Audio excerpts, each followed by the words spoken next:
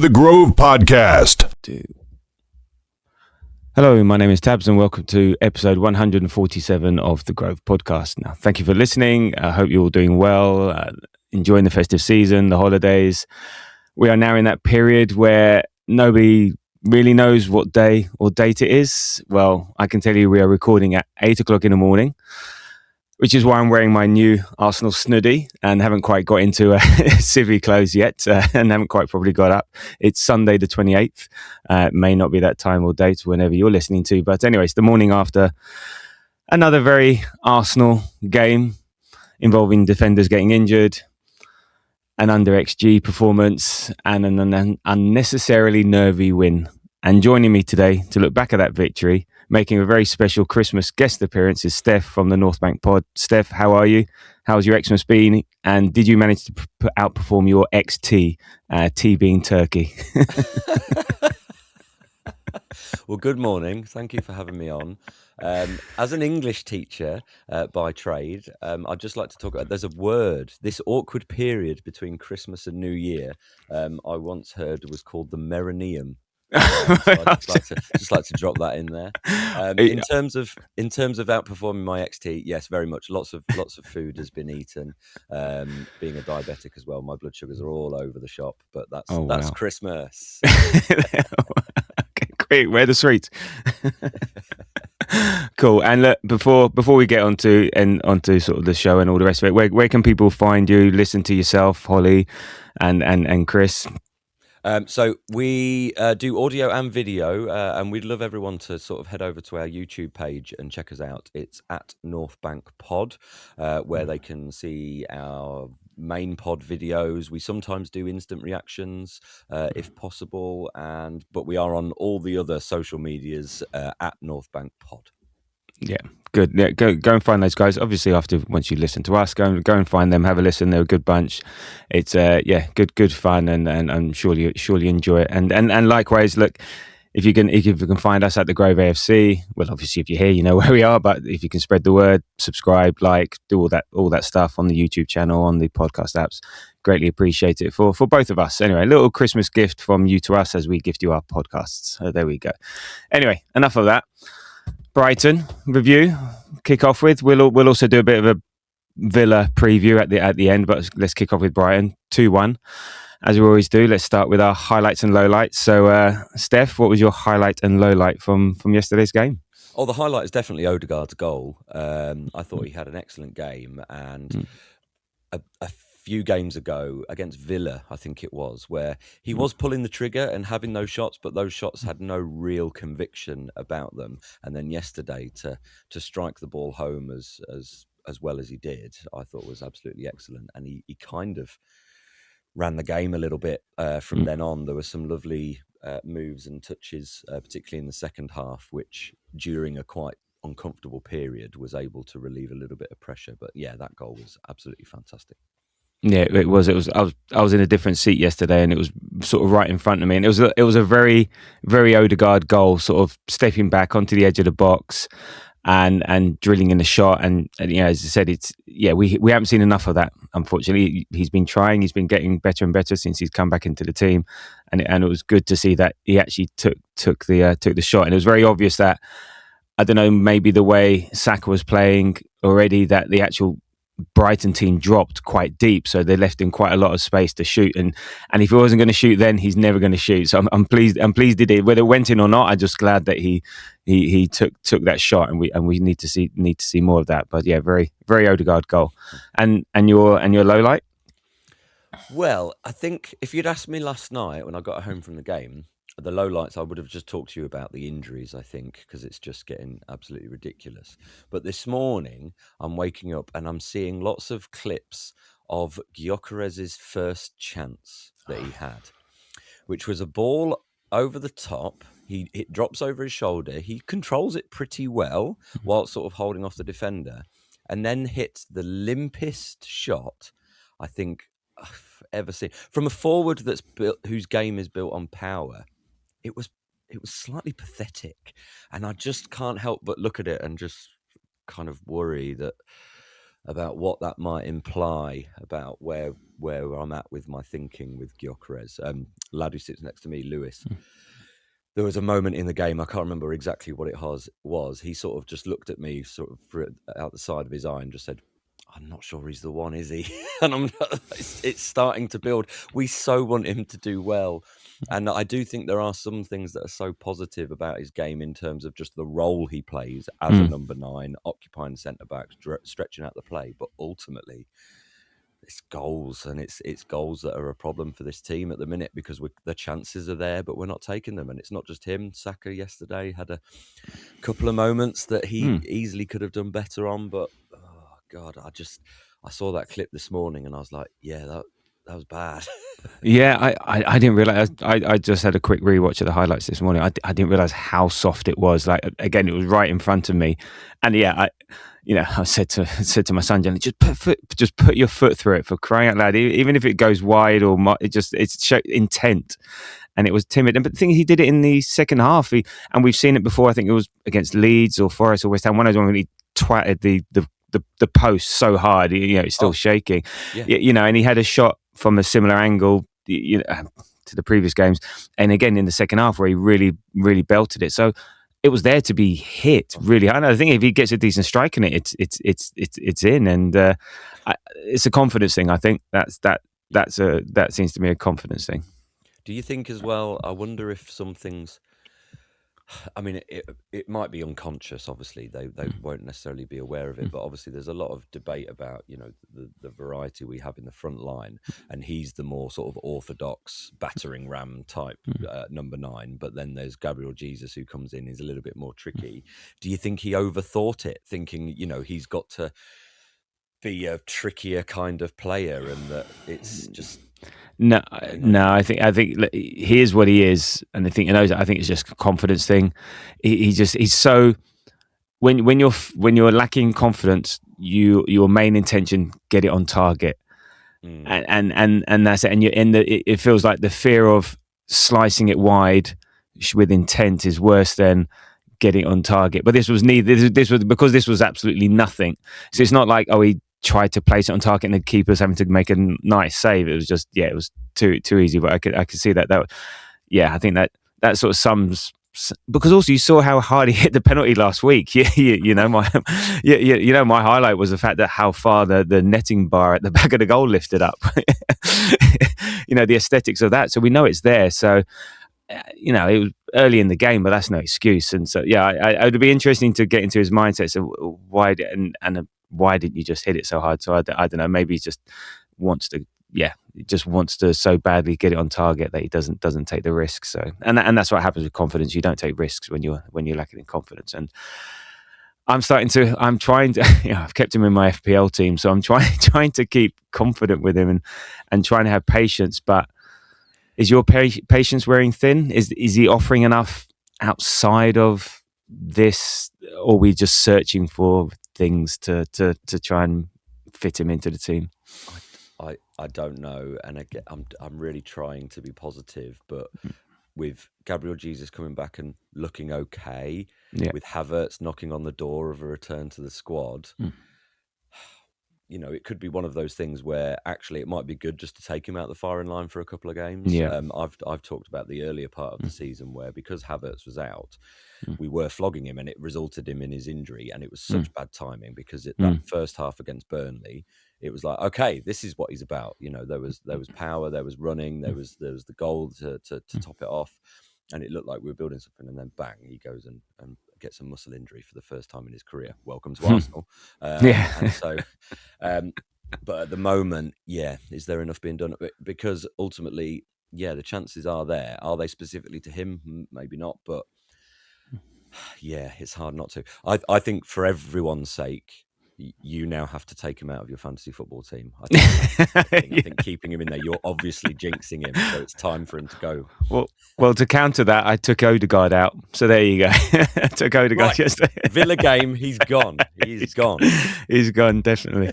Okay. On to my highlight and lowlight, and actually one of my lowlights touches on what you were talking about, injuries, but we'll get to that in a minute. My highlight was the Raya save, which and again, I said I changed. I was sitting with my son yesterday. Thanks to Alan for letting me have his season tickets yesterday. I changed position, and I was right behind that, and it was just like I thought it was in from the moment he hit it. I thought it was in even when Raya got a fingertip to it, or palm, whatever, and then obviously it went over. And the more I watch it, I've watched it so many times, the more that's going in. It's like every time I still think it's going in.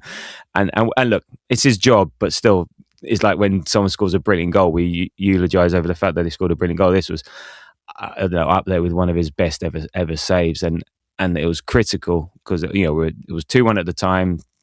Get to 2-2. Did we have the energy, the mental capacity to come back? It would have been difficult, but that was just some save. It is. It's very hard to sort of, other than say wow, worst save. It's very, very difficult to suggest anything more. You might have been not seen. I don't know what your angle would have been like to see it because you're obviously at the North Bank. But did you manage to appreciate it like everyone else, or? Oh, 100%. Even with our perspective from the other end of the pitch, it looked, for all intents and purposes, an absolute goal. And again, seeing the highlights again this morning, the Brighton player thinks it's a goal because he's essentially wheeling away and starting to celebrate. It's a world-class save, and it's that thing of he hadn't had a lot to do, so all the cliches come out. The best keepers are able to be there when you sort of need them. I think in the heat of the moment, I was of a mindset where I was thinking, God, I shouldn't need to be making that kind of save because we've lost control of the game and Brighton have grown into it, and I was really sort of annoyed. But actually, what's the point in having a top keeper like that if he can't do that? So it is one of those where I just have to appreciate the aesthetics of it. It is an unbelievable save, and it's the difference at the end of the day. Because I, like you, I probably am on the side of, if they'd equalised, I'm not sure there was enough in the tank. And I feel like our mindset had slightly shifted at that period in the game, where to then try and wrestle back control, albeit maybe we did that a little bit with some of the substitutions. Whether we were able to rally again, I don't know, because 3 points, given the other results yesterday, was vital. No, absolutely. Well, actually, you're right. It actually finished off a period, I think, 10-15 minutes where we were on the back foot. Brighton got into it, and I think mainly down to Minter. He was a real threat down the right hand side. But actually, after that point, they didn't have another shot. So actually, we did wrestle back control, whether that's better at 2-1 than 2-2, whether that would have happened, and it would have been such a Arsenal versus Brighton thing to go to 2-2 and ending up 2-2. It just like we've been, they've done us before, but like you said, look, that's Raya's job, irrespective of how good it is, and that's why you have him there. And in terms of low light, so there's a couple of things. One is this continuous underperforming of our XG. I don't know. It's sort of it's frustrating. I mean, on the one side, it's sort of a highlight. We are creating chances. We are being very dominant, but just not putting them away. And you mentioned Saka earlier. He was again frustrating. It feels like we're not putting our foot through the ball. At times, it's always a bit too delicate, trying to place it, trying to put it in instead of just twat it and see what happens. There's a ricochet here. It could go off somewhere there. It seems all very, very deliberate and stuff like that. So even though they look like good chances, I don't think we're definitely not making the most of them. And look, there's a load of stats going around, like, I'll call out a couple from Albinho with, like you said, in Arsenal's last 4 games, we've scored 2 non-penalty goals off an XG of 7.05 plus 3 own goals and a penalty. And we've conceded 4 goals off 3.64 XG against. Yesterday, we had 2.8 XG and 24 shots, and we scored 2 goals. When we played Leeds, we had something very similar and scored 5. So I'd be more worried if we weren't creating the chances. Yeah, because something's got to give. So I'm not massively concerned as such, but it's frustrating that it just makes games more nervy than they have to be. And we'll talk about Villa later, who are doing the complete opposite of what we're doing. I don't know how is this a concern for you, or do you think the regression to the norm and the dam's going to break and someone's going to get one hell of a beating soon. Well, I bloody hope so. Whether I feel that, I don't know, because I know I was at Everton a couple of weeks ago, and inside the stadium, that felt incredibly nervy. And it was only in the cold light of day, watching it back, it wasn't nervy at all, really. Yeah. Everton barely laid a glove on us, but it doesn't feel like that. And if it doesn't feel like that in the stadium, it makes me wonder how the players feel like on the pitch, because there are moments in those games, and you could say the same about Wolves, same about Sunderland, where there are periods, a bit like that 15-minute spell in the Brighton game yesterday, where we don't feel like we're in control. You can dominate the game as much as you like around that, and the first half yesterday was very, very dominant. What was it, 15 shots in the first half, 5 on target. They had no shots at all. It was incredibly dominant. But while it's 1-0, it's just not enough. It's just not enough to feel comfortable. So, yeah, we've got to start being more ruthless, because ultimately, we've got a defence that we know could win as a league, but if we're not putting the ball in the net, City have got a better goal difference at the moment, and we at some point we need to make this count. But like you say, if we weren't creating the chances, then it would be even more of a concern, because it's another layer of pressure that's coming with that. So, God, I hope it's Villa on Tuesday. Well, yeah, I think we're hoping both regressions are happening at the same time against Villa. Yes, we will get to that. And look, and my second low light, and this sort of leads into the lineup discussion as well, was, and as you pointed, it was centre-back injuries, defensive injuries. It's just so frustrating, and it feels a bit last season all over again. Is our season going to be derailed due to no one knows why these are happening? Okay, we can look to particular someone like Timber. Again, is it overplaying, overuse? Did he have to play against Palace? Really? And look, we got away with it. No, I'm not saying we got away with it, because I don't want. Come to that point. We won in spite of him not playing yesterday. We got through to the semi-finals with him playing, so that maybe that is the right result, depending on your viewpoint. But there's 2 points in, and then also Calafiori going off in the warm-up. Then again, is he? Because it feels like we're not risking players anymore, but it feels like we're just on that edge. We seem to be making some good decisions around, okay, if there's any issue, we pull them out. But we're now getting to that point where we're not really have that much choice. So look, when we saw the lineup and there was no Timber, okay, and I'll get your view on, well, who's playing right back or who's playing left back. And then when I got into the stadium, I didn't realise, okay, I got into the same 10 minutes to go, 5 minutes to go, and MLS is starting. Was there a print? Was there a print? Was there a printing error in the team sheet? And with Calafiori going out, I think that's now 8 different back 4 lineups in our last 8 Premier League games.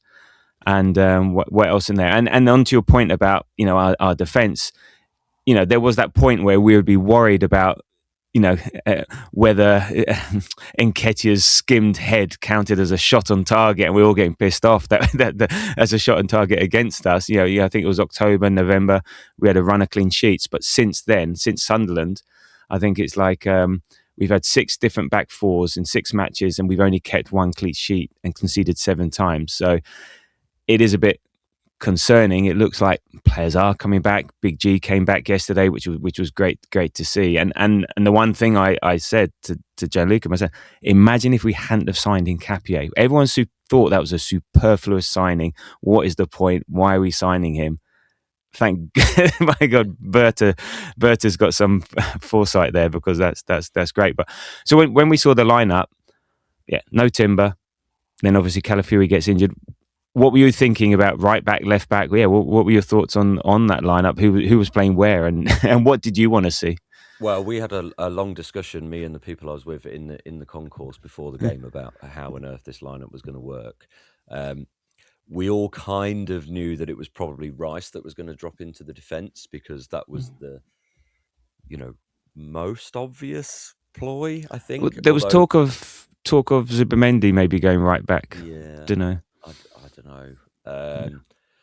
Me and my friend Peter, who I was with, were talking about what we'd maybe like to see is, just because Rice is so useful in midfield, that maybe we could play a back 3, Lewis Skelly, Hincapié, Saliba, who would be your wing backs? Not 100% sure, but were Brighton going to offer so much of a threat that we would have to ensure we had a full. Well, it would have matched up Brighton because they were playing three at the back. So, well, before the Calafiori thing, I was thinking, maybe it'll be interesting. Let's try back three. Calafiori, Hincapié, Saliba. But no, and then I, like you, completely missed the fact that Calafiori's there until Lewis Skelly went to take a throw in the first minute. I hadn't even watched him the team's coming out. I was there with my nephew, and it was Christmas, and he was taking it all in and just sort of like doing whatever. I didn't even sort of notice, and I was like, "Hang on, Lewis Skelly's on the pitch. What's going on?" I don't know if you've read any more, and you might be able to shine a light on this. All I've seen from Arteta is that it said something very strange with Ricky. Oh, I hate the Arsenal strange injuries. No, I've not had a chance. To me, he says, "Well, that's him for the season." In my head, I'm catastrophizing. But is that just Arteta just batting it off, or I don't know? It's weird. I haven't read anything more. No, I haven't had the chance. The only one I know is Timber. Apparently, he's just been carrying a little something. Like most players are carrying something at this point of the season, and. That's why. Well, if he's carrying something, why risk him against Palace, for crying out loud? And I'm not even thinking of this game. I'm thinking of Villa, and Ricky's something strange. It could be, well, that's a bit weird, but he'll be fine. Versus, that's a bit weird. A bit like the Saliba injury, he'll be out for a few days, which turns out to be a few weeks, sort of thing. So, and he's the one I'm least worried about because we have Hincapié playing there, and he can play well at left back. We have MLS, even though. I know his age. I know he's not his position, but he's giving me the heebie-jeebies at the moment, and stuff. So, trying to contextualize his performance versus, but we need him to be last year's MLS, not this year's MLS. But it's the Timber one that's more my concern because that's where we haven't got any Mascara can fill in there. We don't have anyone. You're not going to put Saliba out there. And no Ben White, of course, for another couple of weeks. It's a bit nuts. I mean, everyone else was as expected. Would you have started Jesus, or were you expecting Gyökeres, right? Give him one more. He scored the penalty last week. One more game. Two starts for Jesus would have been too much. Were you fine with seeing Gyökeres start? Yeah, I was, especially, at home to Brighton. I fully expected Arteta to pick him. There's a sense of, trying to play him into form, give him as much opportunity to get those goals that he needs, build those relationships, particularly with Saka and Trossard, who, Trossard's been one of our best players this season, and Saka is Saka. So that was always to go for. So it's a midfield and an attacking lineup that's more than capable of doing the business. They created chances, but we just didn't finish them. Rice at fullback. It's just brilliant everywhere. You just put him in. I'm sure he would have made that save. He would have caught that ball. Rare saved it. He would have caught it. What are you doing? That's it. That's all he's got left to tick off is just a spelling goal, I think. So if Kepa and Raya somehow get suspended or injured, we know give him the gloves. Call him Rice. And a bit like when he goes in for a tackle, I'm sure his arms will extend by like a metre in order to save them. And he's all things to all men, isn't he? Is there a more? I can't think of a more complete footballer. No, I hate to make the comparison because I don't like, but he's like very Steven Gerrard-esque, isn't he? He's just brilliant all over the pitch and can fill in wherever you needed. And so he's fantastic. I was concerned though, second half. I think it was about 70 minutes where he was sort of on his haunches. Again, he looks perma-knackered. But then he does that sprint in the second half, running down the wing in the 80th minute, and he looks fresh as a daisy. And he seems to get stronger and stronger through games. But there was 1 minute, it was like, oh, don't tell me he's now he's buggered. I don't know. Someone said he got into a collision, so it was just sort of maybe a bit winded, a bit of a knock from that. But he got through it. But you just watch him in a game, and especially close up, and he's sort of breathing heavy from the first minute, and it's like a diesel train. I guess it takes him a long time to get warmed up, and then once he's warmed up, there's no stopping him. But kudos to Rice. He just fits in, does a job. I think we did miss him maybe when there was that period of instability. That it would have been nice to have him in the middle. And there was one thing I wanted to, and maybe some of our substitutions. I don't know, with the Minter chance to save. I think it was around the 70th minute. I think we needed to make some substitutions earlier, and then we'll talk about the game as a whole next. Was that it was that moment that Trossard just didn't get out to the player quick enough that if it was Nelly there, he would have been on him straight away. And it just that matter of a second that then freed the pass to Minter. Yeah, and I think maybe we could have been a bit better with our substitutions just to sort of nullify that part of the game. But in terms of the game overall, what were your thoughts in terms of how we played the game overall and the result? Well, considering it could have been a bit of a banana skin, what I like is Brighton have been a bit of a bogey side for us, in times over the last few years. And so to get the win, we are now ahead of what we achieved against them last season because we drew both games against them. So that's encouraging. And I thought the first half in particular was good intensity. We did create plenty of chances. We restricted them to very, very little. And given the late changes and the defensive shake-up, like you alluded to, I thought we coped quite well, which is why it's so frustrating that there is that period. Now, we know Brighton weren't going to come out in the second half and be as bad. They made a couple of changes themselves. Minter had an impact on the game, like you said.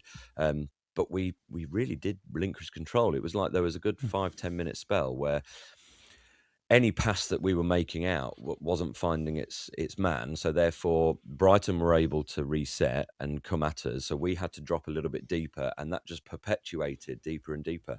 And the shades of the Wolves game and the Sunderland game was just kind of like, why are we doing this so regularly? What's going on? And I think that plays into what you said about the substitutions. Because in my head, I'm thinking, well, me and Holly on after the Wolves game were talking about, was it a conscious decision from the bench? We felt we interpreted some of the signals from the bench being that it was almost encouraged. And actually it wasn't, because Arteta was very definite. He came out and said, no, that was not what we were supposed to be doing. So then you're thinking, right, is it a player mindset thing where they're a bit nervous, they're a bit panicky? Well, these players shouldn't really be like that. So our conclusion, or my conclusion certainly, is that it's just fatigue.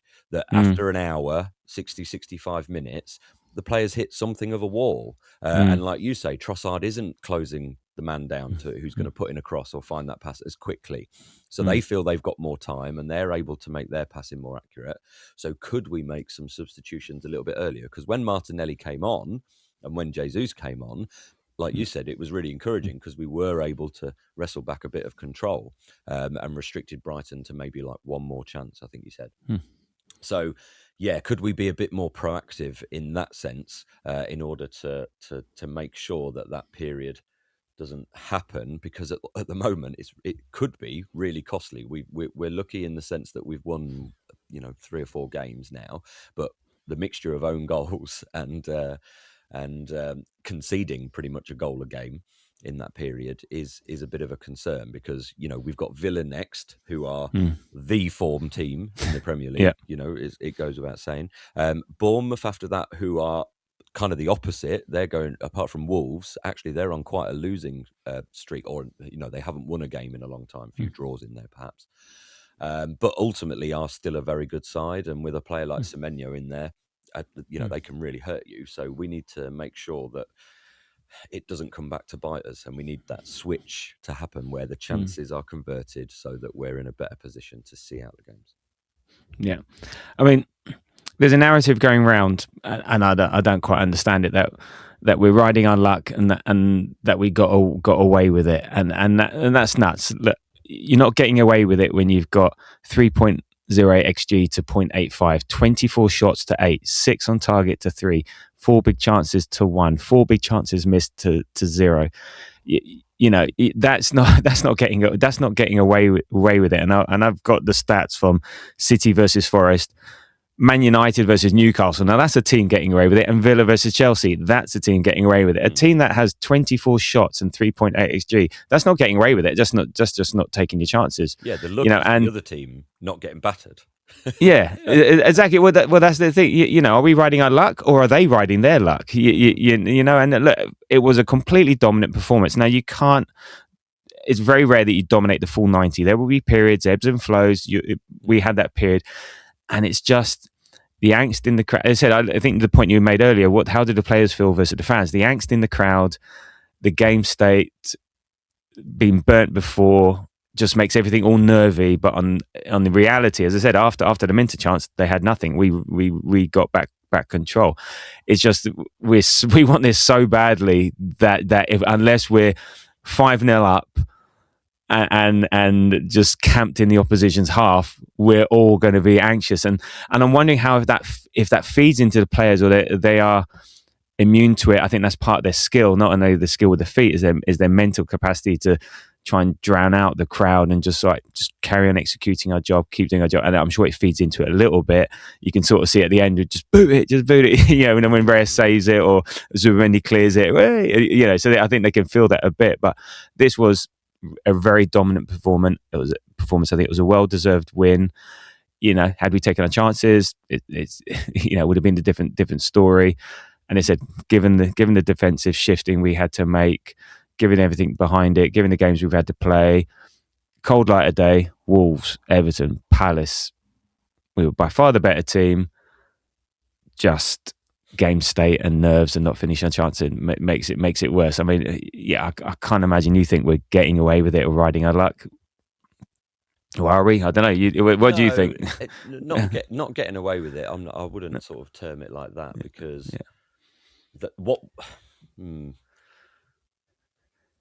there is a slight sort of crack in that, in the sense that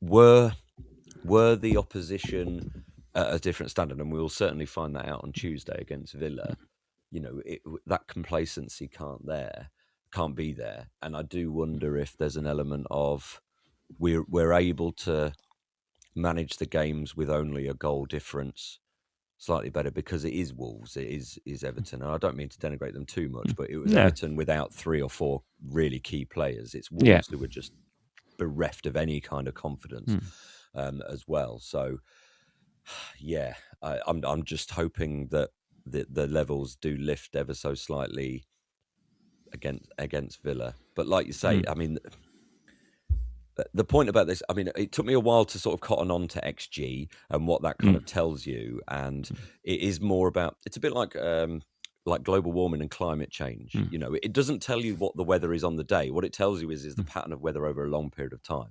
Well, we are creating those chances, and eventually these things sort of, do balance out. So there's got to be a time when these players have just got to be ruthless, put your foot through it, and just get the ball in the back of the net, because it's so frustrating when they don't. But it's this very Arsenal thing that I think we get judged to a very different standard. Like, City yesterday, they had worse stats than us. Now, still dominating a team like Forest. They had like 1.45 XG to Forest's 0.55. They had 16 shots to the 7, 5 shots on target to 2. Blah blah blah. No one's saying City got away with it. They're saying, oh well, it went 1-0 up. Forest at home got an equaliser, but hey, 10 minutes to go, they scored the winner. Could have easily been VAR'd, but they're not. No one's saying they got away with it. And look, Liverpool at home, 1.54 XG to 1.07, 14 shots to 9, 4 shots on target to 4, 67% possession to 33. They win at home 2-1, and are they getting away with it? So I think maybe it's Arsenal fans, maybe it's just a narrative, everyone putting us down sort of thing. And then like you say, Villa, 37% possession to 63, 1.19 XG to 2.14, 11 shots to 14. Yeah, they are the ultimate, getting away with it team. But you don't see that, in the narrative. So maybe we're being a bit spiky. Maybe it's just the usual stuff around Arsenal fans. How we sort of not particularly, And we don't take criticism well, or we don't take unfair criticism well, shall we say? And ultimately, we're top. We're the ones with the target on our back. We're the ones everyone is aiming for. And it's interesting, where the next game will be the halfway point of the season, and we're in the position everyone has been trying to be, which is top of the league. So I sort of get that in a way, and it's probably just frustration from opposition fans that these narrow wins are the frustrating ones, because last season there's no way you look at who were the wins against. So Wolves, Everton, Palace, and then Brighton yesterday. Yeah, I mean, we would have drawn, 2, if not maybe 3 of those games easily, because of just something in the mentality and something in the way the injuries caught up with us last season, because we didn't have the depth to rotate. We would have easily drop points in more of those games. We haven't done, and that's other people are probably thinking, well, last year you did, so why aren't you doing that? Oh, it must be, there must be some kind of luck involved or whatever, because I can't explain it. Because ultimately, I'm a bit like me. I'm not watching every minute of every other game to know exactly what's going on with the opposition. I did watch Man City yesterday, and I must admit, as much as I did expect them to maybe have a chance and get that win, I wasn't overly bowled over with the way that they played. I thought, Forest gave them enough respect, because Erling Haaland can hurt you, definitely. Cherky looks like a tricky player, but ultimately they were still giving up chances, and Forest were certainly good for the draw.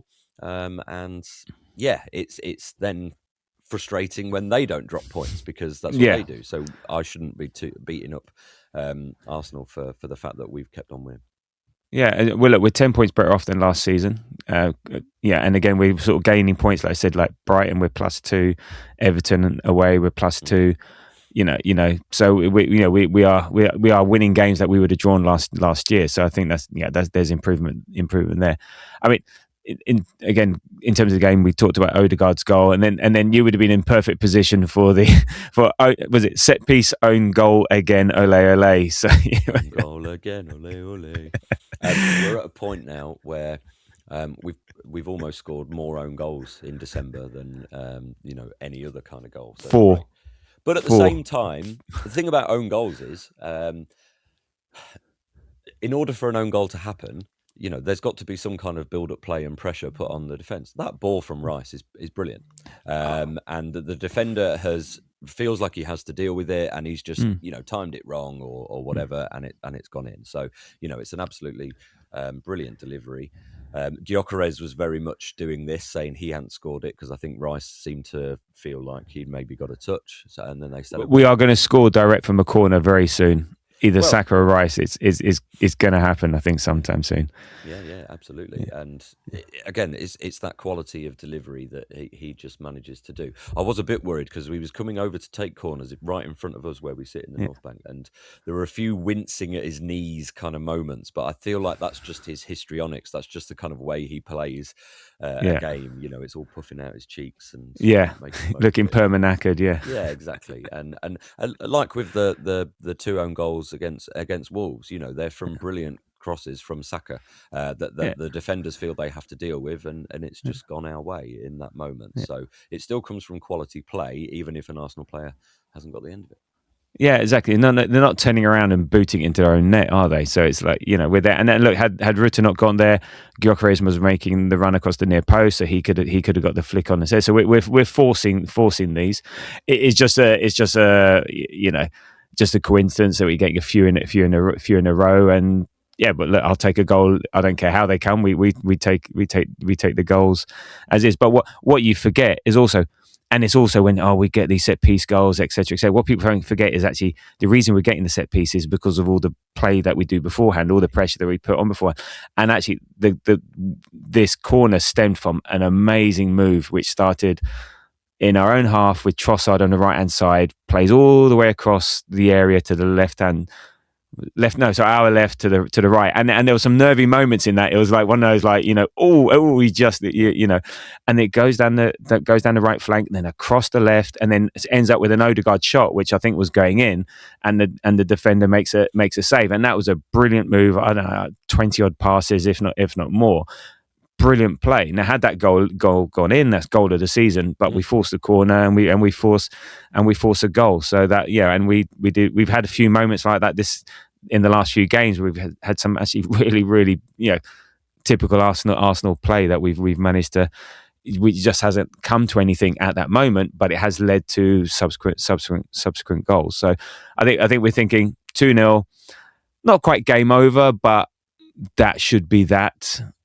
Gyökeres then has that shot from the tight angle, hits it this time, saved, and then they get their goal, Gomez, and it's like out of nothing, and this is where you can get footballed. This is variance. It's really out of nothing. A shot goes through a sea of legs off the post that could bounce back to Rare, that could bounce out for a goal kick. Instead, it just bounces to the only unmarked Brighton player, slams it into an empty net, and it's 2-1, and we're all thinking, Here we go. Here we go again.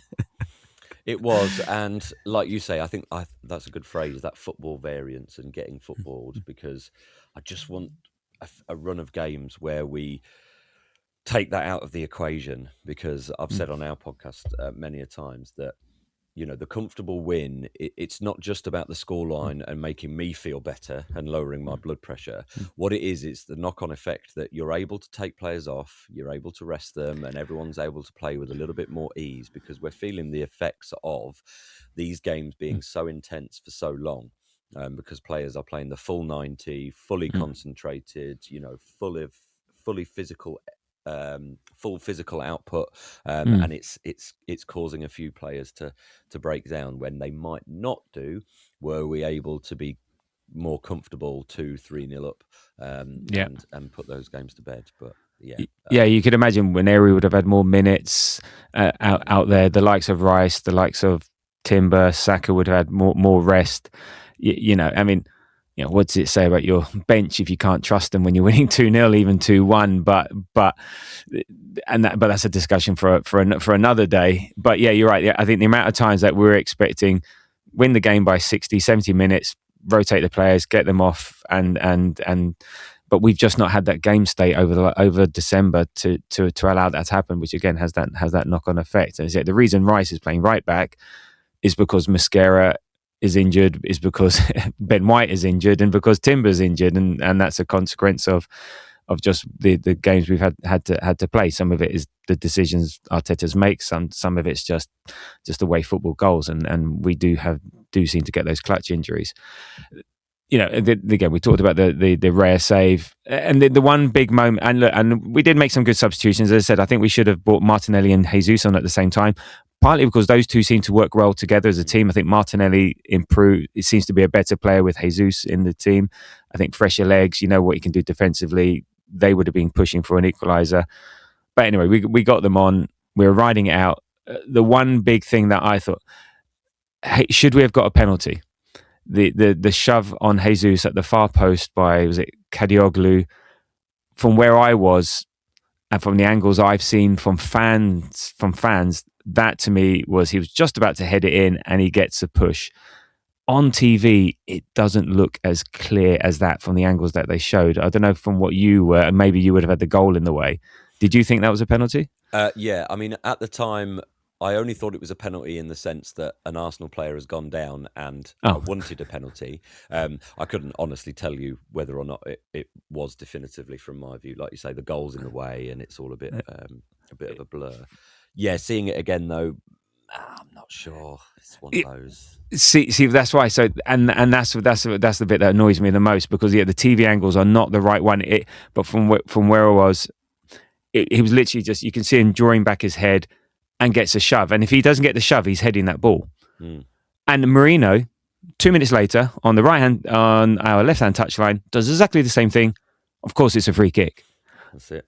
You know, well, yeah, and that. Well, I don't know. I thought that was as clear.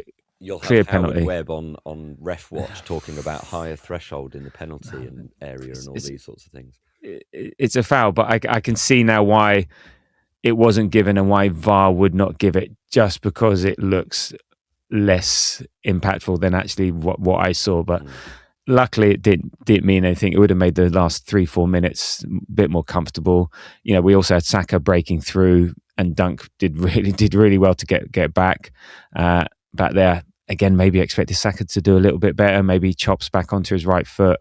Don't know. It's 94th minute. He's run all day. Yeah, didn't happen. But anyway, ultimately we get the win and huge relief and cue celebrations. And anyone else that, before we look at the Villa game, anyone else that stood out for you in terms of performance? I think we touched on Odegaard at the beginning. We talked about Gyökeres. Anyone else that stood out for you yesterday? I mean, Marino played a tidy game, quite combative in midfield, and just played like he's got all the time in the world on the ball, which is obviously the Spanish way. I thought he was very good. I think more of the story, and it links to the Saka chance that he had one-on-one that Dunk blocked. A lot of the narrative and the story will be about the players that maybe aren't being used, because were Madueke able to come on and relieve Saka? Would he have had the bit more energy in order to finish off that chance? Although it is the classic thing, and I do get annoyed with it, that sometimes amongst the Arsenal fan base, the best players are always the ones not on the pitch in their minds.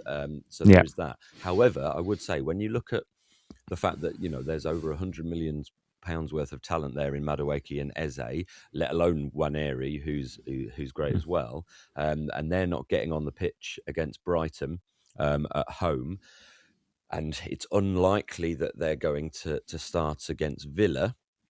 How are we using the squad there? Because we're putting a lot of pressure on the defence at the moment. White and Timber's injuries can certainly maybe look to that. What is the impact going to be on the front line when these games are coming every sort of 3 or 4 days, and we're not leaning into the defence, into the attack on the bench in that way? Martinelli and Jesus, absolutely brilliant, came on, did really well, but would there be room for more changes in the attacking line that could make a difference as well? I think it's a trust thing, and I think it's who he trusts defensively in those moments. Yes. So not what he gets out of them going forward, is what he gets out of them going in the other direction. And he knows what Martinelli will do. He knows what Jesus will do. I don't think Madueke and Eze have earned Arteta's trust yet to hold out a game with 10 minutes to go. If it's 1-1 and we need a win and need a goal, then fine, chuck them on. But if we're defending a 2-1 lead, yeah, I'm going to go with the guys that I know and trust and have been there, done that, and know what I want, sort of thing, irrespective of being tired. So I think that's where we are on that. Anyway, as you said, I mean, for me, the other one standout player, and I had a really good view of it, was Saliba. Again, I think he's really stepped up in Big G's absence. I think last year it would be the opposite, that when Gabriel wasn't there, he would shrink and he wouldn't rise up to it. This year, with Big Gabriel, he's really stepped up, and it was so smooth. He's leading the progression of the ball out of the fence, being that the one who starts our attacks. And I thought he was so smooth, so under control, and he's looked $1 million, Rolls Royce, as they say, with him at the last few games. I really thought his performance and the way he stepped up, and it's great now that Gabriel is back. That the two of them now can reconvene. Service can resume as normal. At the back four. Big Gabby in the opposition penalty box as well. Absolutely. So look, there we go. We did win after all. Even again, it's another Arsenal win that feels like a non-Arsenal win. We lost against Wolves. we drew against Everton, and it's funny how the emotion can really influence how we feel about the game, and when we were dominant and we're top of the league. But there we go.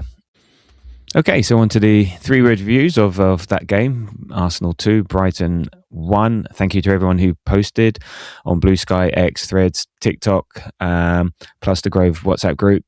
Yeah, so thank you for those, and apologies as always in advance if I mangle your names or your handles, and apologies if I've missed any. So here we go.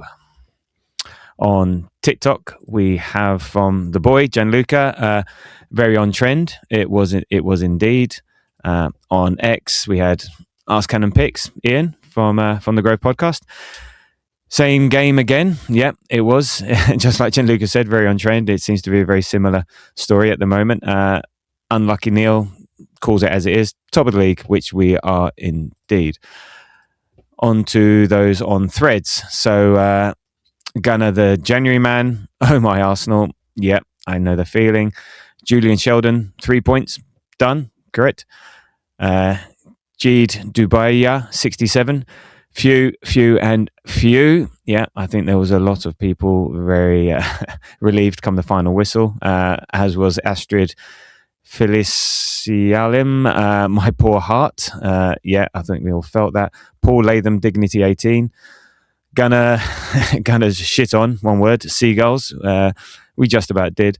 Danny Mast comes back with bloody hard work. It did feel like that at a time. And Groovy Cathers 2, world-class Raya. Yeah, he is the one that made a big difference at the end. TCAT 3 Deuce almost doesn't count. Yeah, I'm not sure about that. And Central ITC, just a chubby. I'm not too sure what that means, but... I guess if that's what you think, that's what you think. Okay, and then on to Blue Sky. Jackland Snide or Jackland Snide, Gabby. Yeah, it's good to see him back. But also, I think Jesus and Martinelli also made a big difference. Mr. C, the Gooner, convincing then unconvincing. Yeah, I guess there was a period of unconvincing, but overall we dominated, so we were convincing. Sid Silk, B Sky Social, it's a win. It was 3 points, top of the league, and TDB 1726 riding our luck, I think as we just discussed before. I think the opposition are riding their luck more than we're riding ours, but yeah, that's fine. So, and then on to the Grove WhatsApp chat. We have Alistair, what a save indeed. Moz, 12 pins again. No, sorry, I wasn't able to make the pub afterwards. Sasha, cardiac arrest incoming. Yeah, Arsenal seem to be doing that to us at the moment. Normie, Christmas is over. Yeah, unfortunately, Christmas is over and we're moving on to the new year. Matt Stacey, best number one. Yeah, we are. Kasiva is tired of conceding. I know the feeling. And Chi, always so nervy. Yep, I hear you. And finishing off, Alex Monroe can't handle it. Yeah, at times, I think we want it so much. It would be nice if we were just well clear and winning easy. Unfortunately, football is not like that, and it doesn't always happen that way. So thank you for sending those through. And yeah, if you want to leave your reviews, leave your 3-word reviews, then comment on the YouTube or comment on the apps, or just send a comment on the socials, and we appreciate it. So thank you very much for everyone for those. And on to the Villa preview. Onto Villa. Wow. Okay, we play them 8:15. Now, everyone, this is a public services announcement. This is 8:15 on the 30th of December. I don't know what day that is, but it's 8:15 on Tuesday. There we go. Aston Villa. Right, we've got 10 minutes. What are you looking forward to, not looking forward to, as far as this game's concerned? I'm looking forward to the game being over, and I'm not looking forward to the game. Yeah. I know how you feel. I'm someone. I'm Mr. Pessimistic. I'm nicknamed Eeyore on our podcast, and I can't help but feel utter turmoil and despair at this. You know, they're the form team, let alone all the narrative, and I want to address the lazy narrative that comes out about how Arsenal fans just didn't understand and didn't give Emery a chance. No. We did. And for a time, we thought there were some good things that he was doing. Absolutely right. And he had really the impossible task. He had to replace the absolute legend that is Arsene Wenger, despite, what happened towards the end of his tenure. And Emery comes in and he did okay, but some of the signings were a bit, and the way he handled some of the big personalities was left a lot to be desired. But he certainly did have a bit of a fair crack. He missed out on Champions League in games where, he would maybe be a bit too defensive, or he would rely on players that clearly were just not up to it. Not always his fault in terms of getting them in.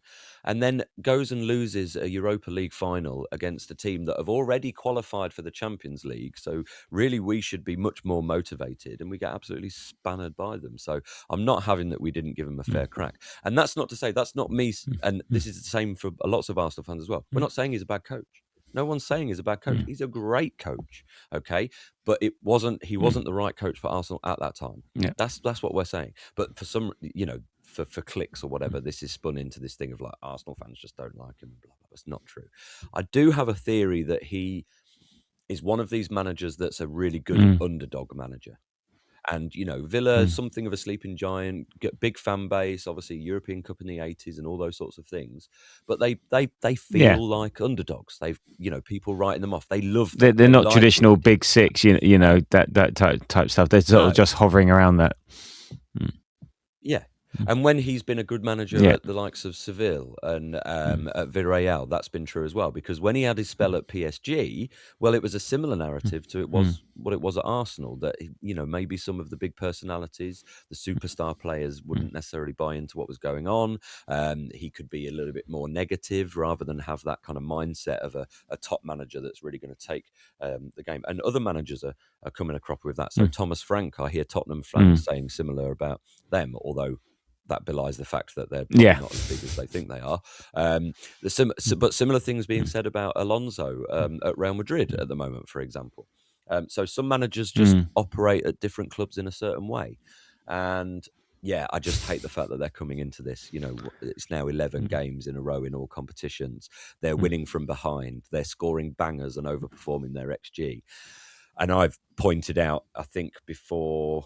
which game would it have been? Before the Villa game at their place at the start of the month, that when we've faced a team in the top 4 at time of playing them, that's when we've dropped points this season. I'm terrified. But I'm looking forward. It's going to be a big game. I think the atmosphere is going to be electric because people are going to be up for it, knowing that it's so important. Massively, I can't even bear the idea of contemplating a lose. I really like that point about Emery being an underdog coach. I think that suits his style, because we've been done with his negative tactics, which you'd expect maybe from a lesser team in inverted commas, from a smaller team, not from the bigger teams, and that sort of suits it. And I think we fell foul to that. Yeah, as you said, following in Arsene Wenger's footsteps. I think also the board didn't help him out sometimes. So just I don't know if it was right man, wrong time sort of thing. I don't think it was ever going to be fit us. He was that sort of stopgap, and he would have had to sort of pull up some trees to make that success. I just don't think he was set up for success in terms of who he was and who we were at that time. So, what he did at Liverpool this year, that always gives me the idea of, okay, he's a good coach, but he has limitations. The only coach to go to Liverpool and decide to not go over the top, not turn around their defence, not play like everyone else who was beating them at the time. That always gives me pause for thought. Saying, okay, you're good, but come on, and that frustrates the hell out of us. And also Arsenal fans are tainted by the fact that he turns up at City in the season that we need them to do a job with his reserves because he's too afraid of them, and things like that. Whereas he does the opposite against us. He's got. Well, I was going to say, and saving those players for us, because there's more sort of necessarily riding on it, which is why I'd almost, just as an experiment, I'm not sure this will happen, and I definitely don't know if I'd really want it to happen, but it'd be interesting if we went into the game with a mindset of go, right, here you go, have the ball. Yeah, we're not, but it's not going to happen. Kind of but I'd say it'd be interesting, wouldn't it? Yeah, you're the overdogs in this one. Well, it's an odd one. I'm looking forward to regression to the norm. So we not only do we take revenge for their last second winner a few weeks back, but the dam will break. All those goals that we've been saving up. I'm hoping for a City performance 5-1. Like we did last season, where we smash them 5-1, and then just the dam breaks. The atmosphere, everything goes, and they just cannot get out of that. They regress to their norm. They don't get these lucky goals. They don't score from outside the box. That's what I'm looking forward to. What I'm not looking forward to is that not happening. Emery being Emery at Arsenal, he's got that bee in his bonnet, and he comes up and turns us over. But like last year, 2-0 up and we draw 2-2. We have I think the last 5 games at the Emirates, it's been, we've won 2, they've won 2, and we've drawn. We've not had a good record with them home and away. So it's a very even record home and away. And on that XG thing, just to call out some numbers on this, they are. And I was looking at the league table, so they're +9 on their goals for. They're performing about 3 better on the goals against, so they're +6 in terms of goal difference, and that translates to X amount of points. And this was the main stat that I saw, was that Aston Villa on 4.59 expected points ahead of Wolves. They're in third, Wolves are bottom, and they're only expected 5 points differential between them and Wolves. So if they achieved their expected points, they'd be nowhere near where they are now. So they're just on a rich vein of form. Everything seems to be going their way. But we've been there before as Arsenal fans, and I think we at the time were thinking, "Yeah, this is great. yeah, but we can really see the underlying patterns here, and a bit. So I'm just hoping. You know, I mean, how much stock do you put into that? Do you think there's something in there? There's a bit between, okay, the data's one thing, but they're winning, but is this sustainable for them? Had Leicester's title win not happened, I might have agreed with you, but you just don't know. And those, the statistics, yes, over a long period of time, absolutely, it reverts to that. But there's those unquantifiable factors in football, momentum, confidence, those sorts of things, that winning is a habit and that determination, that fight. And Villa just seem to be full of it at the moment. And that's why it's the real concern. I mean, I'd love that statistical, evening out to sort of occur on Tuesday. Will it? Not sure. And like you say, I feel like of all the ghosts we've got to lay to rest, such as winning away at City, beating Liverpool, but they are what they are, to be honest. We've been competitive in games against them, and they are the best teams over the last few years. So that you can sort of accept. Whereas Villa as a bogey side is so annoying because it's not just been one season where they've tripped it up. So it's been the last 5, maybe even 6 games where they've really made a difference in our title tilts because they've played us and taken points off us at really important times. Yeah. And it's so frustrating.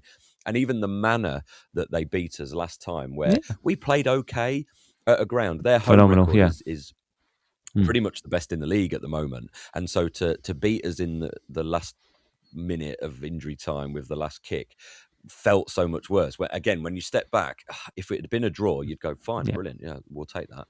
But it was just an absolute sucker punch and really set them off. So I just, more than anything, I just want to beat them just to lay that ghost to rest. It would be. Nice. So look, quickly, before you go, what do you think the lineup will be and what's your prediction?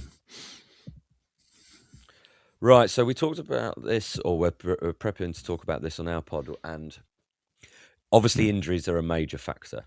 So I'm actually going to start front to back, if that's okay, because I think it's important. Yeah, okay. Raya will be. Well, I thought Declan Rice might go in goal, but there we go. Front line. I think the front line actually, I think it'll stay the same. I think it'll be Saka. Gyökeres, not Jesus. Again, it's like you said. Okay. I think it's trust. Okay. I think it's trust that he's going with now. I think he wants Gyökeres to occupy the centre backs, and because we're at home, we'll be afforded to do that. I don't know. And ultimately, look, we've been saying Jesus and Martinelli impact off the bench. Well, let's have some more impact off the bench, please. Maybe a little bit earlier. So we'll see. Midfield and defence all depends on injuries. If Timber's available, that means Rice can then go back into midfield. So you'd have Timber at the back with Saliba. Is Gabriel ready? He's starting. Ready to start? Starting. I hope so. Because then Nkapie can go left back. Because like you, he's 18. His performances are going to fluctuate, but MLS was a bit jittery to begin the game. Yeah. He grew into the game, did get better, but was a bit jittery. Sometimes he sort of dwells on the ball, takes too many touches, a bit hesitant about where to pass. And that header that went out for a corner where it was like the start of the game and it was like, he wasn't really sure what to do there. So I'm a bit worried about that. Midfield 3 then, obviously if Timber's not fit, Rice goes there, and I think it's yesterday as you were, Odegaard, Zubimendi, Merino. But I actually, if Timber's not available, I'd prefer a different solution because I just want Rice in midfield. I don't know what the solution is. Salmon. I have no idea. Marley salmon. Do you know what I mean? I think he trusts Merino enough to fill in the Rice position, and we just go again. We've played it before. At least we've had at least some experience in doing it, and so Timber, Gabriel back in, and Rice. Yeah, I had Rice, Timber, Saliba, Big G, Nkapie, Odegaard, Zubimendi, Rice, Saka. I think Jesus, Trossard. Actually, no, I think it's either Jesus and Martinelli or Trossard and Gyökeres. Because I think the partnership thing is important, so that's what I'm going for. Who knows? But and Kai's back on the bench, hopefully, and we'll see. And prediction. Oh, I know 2 things. Also, a couple of things good for us was yesterday. Kamara and Cash picked up yellow cards. So they're out. Pau Torres and Tyrone Mings are out. So they're going to be missing 2 key players for them. I think I can guess your what you would. what you predict versus what you want. Oh, what I want is an absolute hammering 5-0, like you said, where we score whatever our XG predicts and they score whatever but their XG what's your predicts. prediction? Yeah, 5-1 or something like that. Oh, okay. I was doing 1-1 on the thing, 2-2. Yeah, I've done traditionally 1-1, but I think we've conceded 1 a game, so it was always going to be 1. I think Villa are probably better than 1. Good for that, because Rodgers will score from the 150th yard or something like that he gets, and so I've gone 2-2, and I'm only basing that on we lost 1-0 to Liverpool in a game where 9 times out of 10 it would have been an absolute draw. I can't believe I said absolute draw, but there we go. That's a phrase I just said. And then we had 1-1 Man City, 1-1 Chelsea, and we had 2-2 Sunderland. These are all teams that were in the top 4 of playing them. So to even it up, okay, I'm going 4-1 Arsenal. It's happening. It's happening. This is the one. It's all leading up to this. I really hope so. And I will come and find you. That's the truth as well. I'll come running up to your seat. 4-1. We're winning the lot, as I say. There we go. Well, look, on that positive note, thank you, Steff, for joining me this morning. Hopefully I haven't kept you for too long. I know you've got a busy day ahead, but I do appreciate it. Unfortunately, my lot have all got Christmas things to do. So thank you very much, and for getting me up at this hour in the morning, but it was a pleasure. So sorry, mate. Farmer's life. And go and remind everyone where they can find you after they found us. So Northbank Pod, at Northbank Pod on Twitter, on Instagram, on TikTok, but mainly on YouTube. That's where we post the pods. You can get them wherever you listen to your pods as well, but we do record the video and they're up on YouTube. Cool, thank you for that. Yeah, do go and have a listen to Steff, Chris and Holly. It's a good listen to. So yeah, go do that. And likewise, you can follow us at The Grove AFC on Threads, Blue Sky, TikTok, Instagram, blah blah blah, YouTube, all that jazz. We will have a show on New Year's Eve post our 4-1 victory against Villa, pre-Liverpool next. Actually, it's Liverpool up on the 8th afterwards. So bloody hell, it doesn't rain, but it isn't it? Bournemouth. No, well, I thought it was Liverpool. Yeah. What date's Bournemouth? No, Bournemouth. What date is that? Saturday, oh, okay. Oh, wow. Okay, Bournemouth. I missed that one. Okay. Well, that gives us a bit of a break. Well, hopefully it's a bit. Anyway, enough of that. Sorry. Anyway, we're going to have a pod on New Year's Eve, hopefully, celebratory pod. Yeah. That's all that leaves me to say is, well, I hope you've had a good Christmas. Hope you're outperforming your XT, and thank you for listening. And until the next time, come on, you Gunners.